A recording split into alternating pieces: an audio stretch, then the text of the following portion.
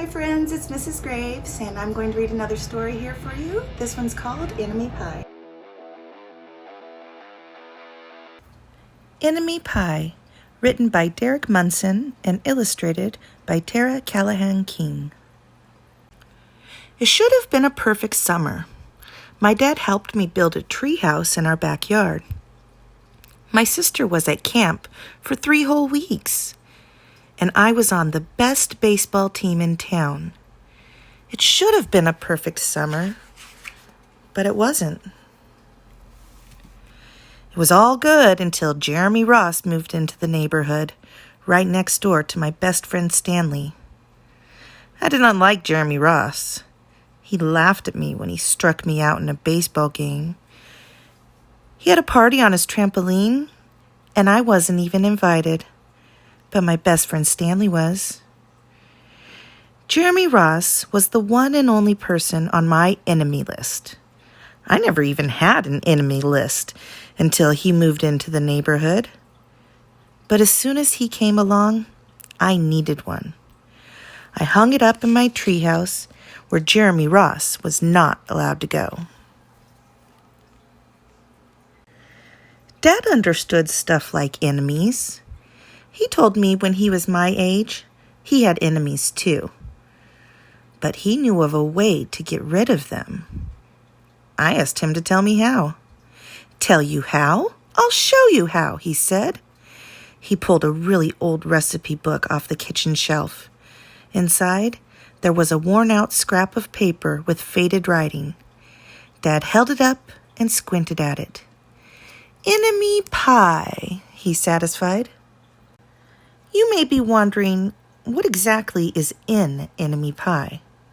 I was wondering too. But Dad said the recipe was so secret, he couldn't even tell me. I decided it must be magic. I begged him to tell me something, anything. "I will tell you this," he said. "Enemy pie is the fastest known way to get rid of enemies." Now, of course, this got my mind working. What kinds of things, disgusting things, would I put into a pie for an enemy? I brought Dad some weeds from the garden, but he just shook his head. I brought him some earthworms and rocks, but he didn't think he'd need those. I gave him the gum I'd been chewing on all morning. He gave it right back to me. I went out to play, alone. I shot baskets until the ball got stuck on the roof. I threw a boomerang that never came back to me. And all the while, I listened to the sounds of my dad chopping and stirring and blending the ingredients of enemy pie. This could be a great summer after all. Enemy pie was going to be awful. I tried to imagine how horrible it must smell, or worse yet, what it would look like. But when I was in the backyard looking for ladybugs, I smelled something really, really, really good. As far as I could tell, it was coming from our kitchen. I was a bit confused. I went in to ask Dad what was wrong. Enemy pie shouldn't smell this good. But Dad was smart. If enemy pie smelled bad, your enemy would never eat it, he said. Oh, I could tell he'd made enemy pie before. The buzzer rang, and Dad put on the oven mitts and pulled the pie out of the oven. It looked like plain old pie. It looked good enough to eat. I was catching on. But still, I wasn't really sure how this enemy pie worked. What exactly did it do to enemies? Maybe it made their hair fall out, or their breath stinky. Maybe it made bullies cry. I asked Dad, but he was no help. He wouldn't tell me a thing. But while the pie cooled, he filled me in on my job. He talked quietly. "There's one part of enemy pie that I can't do. In order for it to work, you need to spend the day with your enemy. Even worse, you have to be nice to him. It's not easy, but that's the only way the enemy pie can work. Are you sure you want to go through with this?" Of course I was. It sounded horrible. It was scary, but it was worth a try. All I had to do was spend one day with Jeremy Ross, then he'd be out of my hair for the rest of my life. I rode my bike to his house and I knocked on the door. When Jeremy opened the door, he seemed surprised.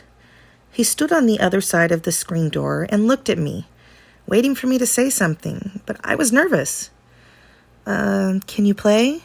I asked. He looked confused. "I'll go ask my mom," he said. He came back with his shoes in his hand, and his mom walked around the corner to say hello. "You boys stay out of trouble," she said, smiling.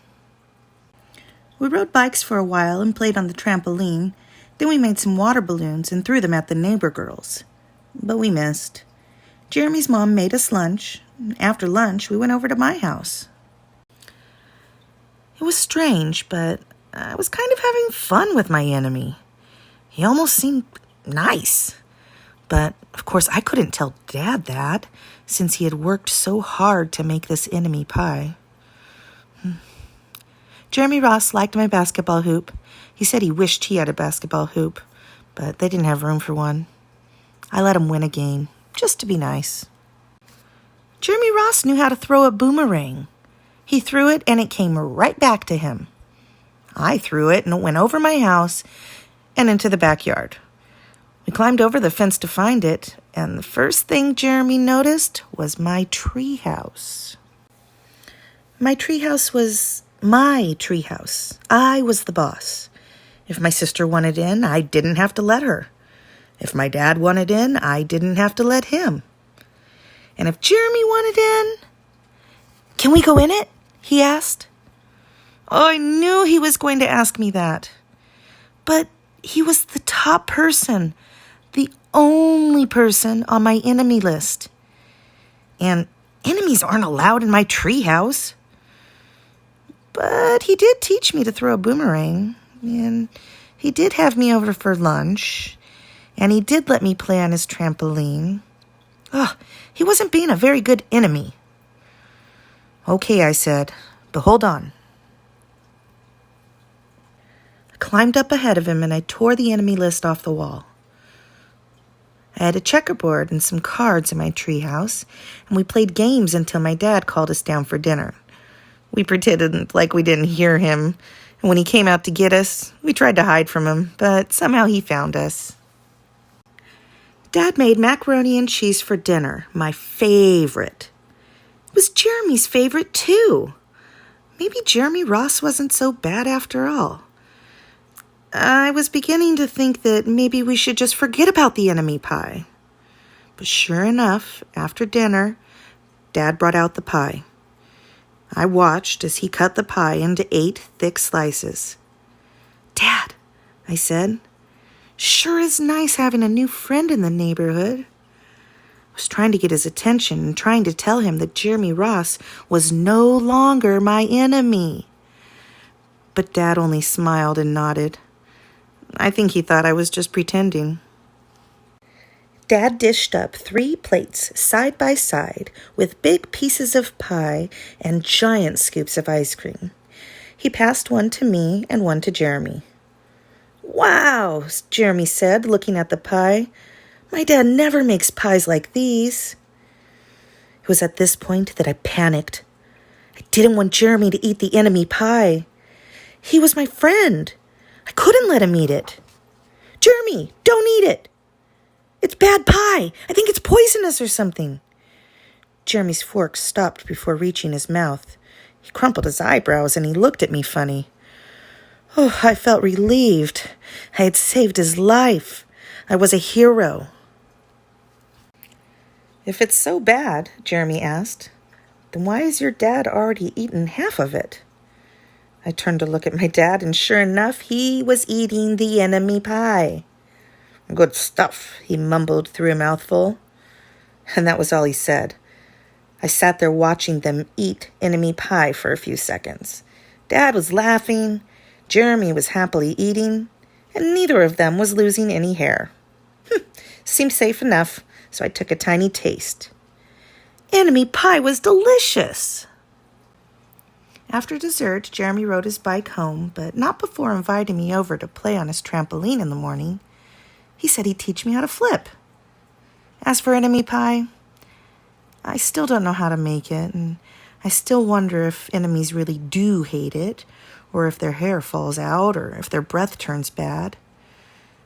But I don't know if I'll ever get an answer, because I just lost my best enemy.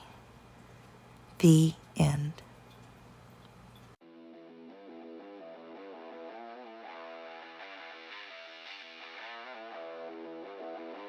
I hope you enjoyed the story, and if you ever find yourself having an enemy, just make them an enemy pie. Bye-bye.